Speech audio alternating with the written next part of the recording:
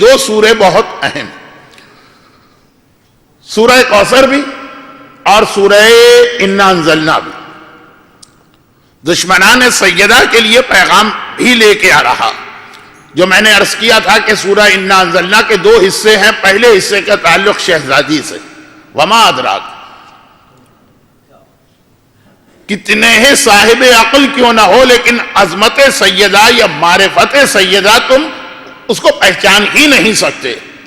مگر اس کے بعد کی جو آیتیں تنزل الملائکۃ سے لے کے سلام ہی حتی مطلع الفجر، جو ظہور امام کے بارے میں ہے کہ سلامتی ہے فجر طلوع ہونے تک، تو وہ اشارہ ہے اس جانب جس عنوان پہ میں اس لیے نہیں آنا چاہتا کہ اگر ایک بار میں اس عنوان پہ چلا گیا تو 50 تقریریں بھی کم ہیں، یعنی امام زمانہ کا عنوان تو شہزادی پہ ڈھائے جانے والے مظالم کا پہلا انتقام تو اس دنیا میں لیا جائے گا سورہ انا انزلنا کے آخری دو آیتوں میں جس وجود کا ذکر کیا گیا۔ یہ تو بہت مختصر ایک بات ایسی تھی جو اس عشرے میں آدھی بیان ہوئی تھی، آدھی رہ گئی تھی۔ اب اس کے بعد آئیے سورہ کوثر۔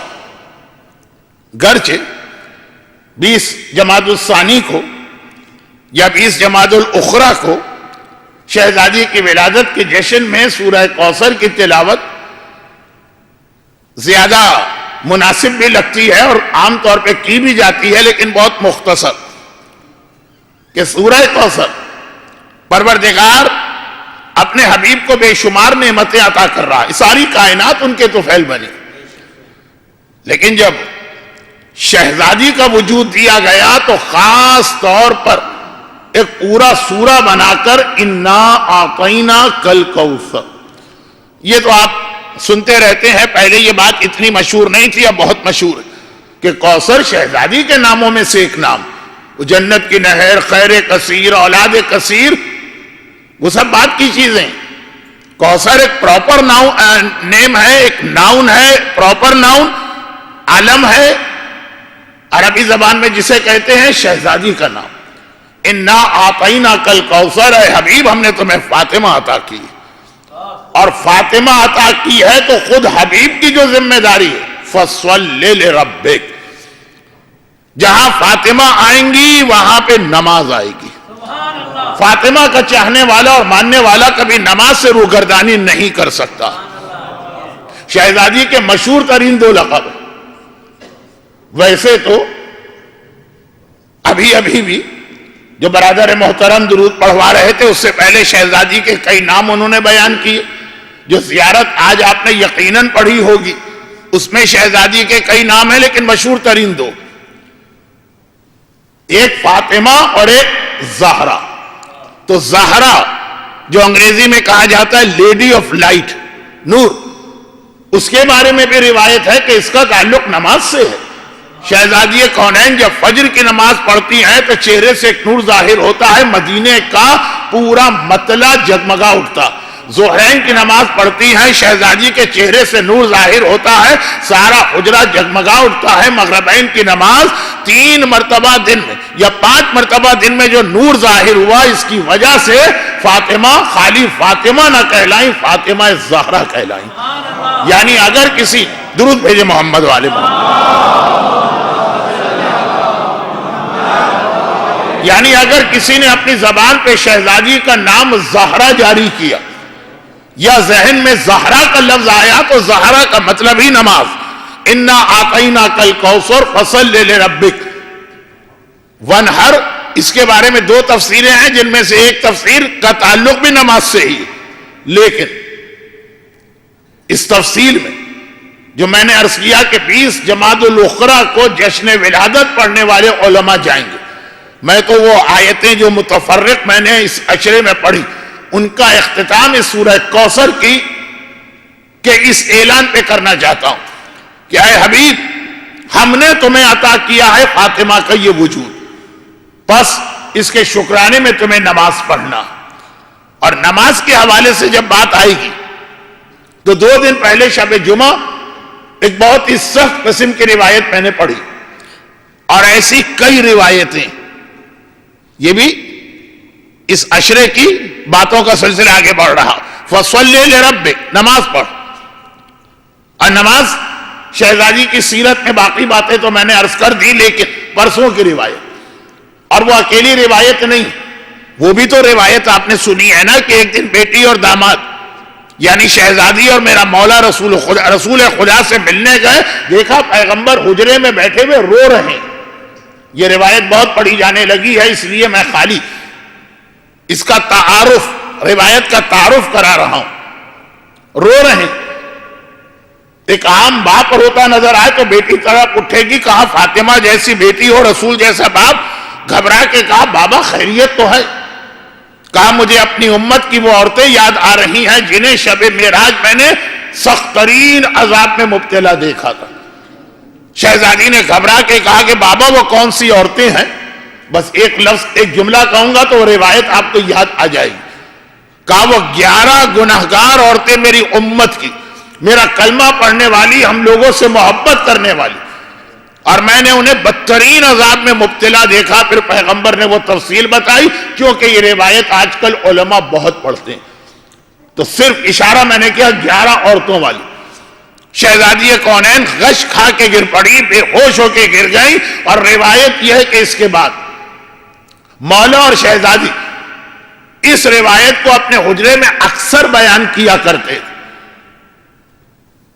اسی میں پھر ایک روایت اور آتی، تو اب یہ روایتوں کا ایک سلسلہ بنا. تو ان تمام روایتوں کو مختلف اوقات میں سننے کے بعد جملہ سمیٹ دی. قیامت کے عذاب کی یہ ساری روایتیں سننے کے بعد مدینے کی عورتیں ایک بار پریشان ہو کے شہزادی کے پاس آئیں اور کہا کہ شہزادی اس عذاب سے بچنے کا کوئی طریقہ ہے؟ شہزادی ہم یہ چاہتے ہیں کہ قیامت کے دن ہم آپ کے ساتھ ساتھ رہیں، جہاں پہ آپ ہو وہیں پر ہم ہوں، کیونکہ یہ ہر ایک کو معلوم ہے کہ جہاں زہرا ہوں دور دور تک کسی عذاب کے فرشتے کی مجال نہیں ہے کہ قدم رکھے. ہم آپ کے ساتھ ہونا چاہتے. تبھی شہزادی نے وہ روایت جس کو میں اکثر خمسے کا عنوان بناتا ہوں، پوری 5 مجلسیں، لیکن پرسوں کی مجلس سے ربط دے کر قیامت کے عذاب سے بچنا ہے شہزادی، اتنا تو ہمیں معلوم ہے کہ آپ کے ساتھ ہو جائیں تو بچ جائیں گے. کوئی ایسا طریقہ ہے کہ میدان قیامت میں ہم آپ کے ساتھ آئیں؟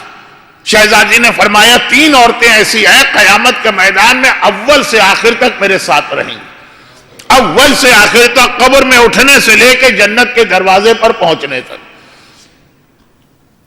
پھر جنت کے دروازے پہ شہزادی رکیں گی، باقی لوگوں کو جنت میں بھیجا جائے گا. کیوں رکیں گی اس کی وضاحت ایک تقریر میں آ چکی ہے. عورتوں نے گھبرا کے کہا شہزادی وہ کون سی 3 عورتیں؟ کہا امرأتن صبرت علی سوء خلق زوجہا. 2 مجالس میں جو ایک لفظ استعمال ہوا، ایک آج دوپہر ایک کل رات، صبر صبر صبر، اس کی قسمیں. کہا کہ وہ عورت جو اپنے شوہر کی بد اخلاقی اور بدتمیزی پہ صبر کا مظاہرہ کرے. یہ ایک امتحان ہے، بہت بڑا امتحان. ہر ایک کا خون جوش کھاتا، زبان اللہ نے ہر ایک کو دی ہوئی، ٹٹ فار ٹیٹ ہر ایک ہو سکتا ہے، اینٹ کا جواب پتھر. یہ نہیں کہا جا رہا کہ یہ غلط یا حرام ہے، کہا یہ جا رہا ہے کہ اگر وہ صلہ اور انعام لینا تو اپنے اس حق کو چھوڑ دو کہ ہمیں جواب کا حق ہے، نہیں دیں گے جواب. آج اللہم اغفر للمؤمنین والمؤمنات کے حوالے سے جو بات آئی، معاف کر دیں، واجب نہیں. ظلم کیا تو آپ کو حق ہے ظلم کا جواب لینے کا اور بدلہ دینے کا، لیکن آج وہ ثواب پھر نہیں ملے. اس نے یہ کیا، آپ نے وہ کیا، بات ختم ہو گئی، ہاتھ کے ہاتھ معاملہ طے پا گئے. لیکن اگر صبرت علی سوء خلق زوجہا، اپنے شوہر کی بد اخلاقی پہ صبر کرتی، تو شوہر تو بیچارہ تو نہیں، شوہر کہیں پڑا جل رہا ہے جہنم کی آگ میں، اور اس کی بیوی صبر کی وجہ سے شہزادی کونین کے ساتھ قیامت کے میدان کے پہلے مرحلے سے لے کے آخری مرحلے تک. امرأت صبرت علی فقر زوجہا، اور دوسری وہ عورت کہ جس کا شوہر بیچارہ فقیر ہے، جس کا شوہر بیچارہ پوری کوشش کے باوجود اپنے گھر کی ضروریات نان و نفقہ مہیا نہیں کر پا رہا، بلکہ بعض اوقات تو یہ ہے کہ نہیں، کوشش بھی نہیں کر رہا، ظلم کر رہا، اب اسے اختیار ہے ظلم کا جواب دینے کے لیے۔ بہت سارے فقہی مسئلے ہیں کہ شوہر اگر نان و نفقہ نہ دے تو بیوی کو کیا کیا اختیار حاصل۔ یا رک کے پہلے ایک چھوٹا سا مسئلہ شرعی بتا دوں، شوہر کو اپنی بیوی کی مینٹیننس یا نان و نفقہ دینا واجب ہے، چاہے شوہر فقیر ہو اور بیوی انتہائی مالدار، ملینر اور بلینر کیوں نہ ہو۔ یہ جیسا میں نے ایک دن کہا کہ جب قبل تو کہتے ہیں کہ میں نے قبول کیا، تو لفظ قبول کیا کا مطلب یہ کہ یہ ذمہ داری بھی قبول کی، تو وہ اپنی جگہ بہت لمبی بات ہو جائے گی۔ لیکن بہرحال اگر گھر کے اندر فاقہ، بیوی کہے کہ نہیں، بہت احتیاط سے ایک لفظ کہہ رہا ہوں، آلریڈی ایک فتنہ ہمارے معاشرے میں آ گیا، میرے یہ جملے سے فتنہ آگے نہ بڑھ جائے، کہ یہ وہ موقع ہے کہ اگر شوہر یہ خرچہ نہیں دے رہا تو بیوی حق طلاق استعمال کر سکتی ہے اور مطالبہ کر سکتی ہے، لیکن اجر و ثواب اگر آخرت کا چاہیے، کیا اجر و ثواب کے شہزادی کے ساتھ ساتھ رہنا۔ امراتن صبرت علی فقر زوجہا، دوسری وہ عورت میرے ساتھ قیامت کے دن چلے گی، پہلے مرحلے سے آخری مرحلے جنت کے دروازے تک، جو اپنے شوہر کے فقر پر، غربت پہ صبر کرے۔ وَامرأۃ، اور تیسری وہ عورت جو اپنے شوہر کو اپنا مہر معاف کرے۔ اور یہاں پہ اکثر میں ایک منٹ کی مثال دیتا ہوں، گرچہ میرا ایک منٹ کبھی کبھار اس دنیا کا منٹ نہیں ہوتا ہے، وہ آخرت کا منٹ ہو جاتا ہے، جہاں کا ایک دن 50,000 سال کے برابر ہے، تو ایک منٹ کتنا ہوگا، لیکن بہت چھوٹا سا ایک مسئلہ۔ یہ ذمہ داری اگر عورت کے لیے بتائی جا رہی تو سننے والے مرد یا نہ سمجھے کہ اس کا مطلب یہ ہے کہ ہمیں بد اخلاقی کا اختیار ہے اور بدتمیزی کا اختیار ہے اپنی بیوی کے ساتھ، ہمیں اپنی بیوی کو غربت میں رکھنے کا اور اس کی ضروریات پوری نہ کرنے کا اختیار ہے، اور ہمیں اختیار ہے کہ بیوی کا مہر روک لیں۔ بھائی ہم اس کو اتنا ثواب دلوا رہے ہیں، یہ تو ایسا ہی ہے کہ یتیم کا بہت ثواب ہے، تو آپ کسی کے باپ اور ماں کی گردنیں اڑا دیں اور کہیں کہ میں اس کو یتیم بنا رہا ہوں کیونکہ دیکھو یتیم کی اتنی فضیلت ہے، میں تو اس کے درجے کو بڑھا رہا ہوں۔ اس کے درجے کو بڑھاتے بڑھاتے تم کہاں گرے جا رہے؟ تو یہ روایتیں ایسی ہوتی ہیں، کہیں کسی سے جاتی ہیں، سن کوئی اور لیتا ہے جس کے لیے یہ روایتیں نہیں۔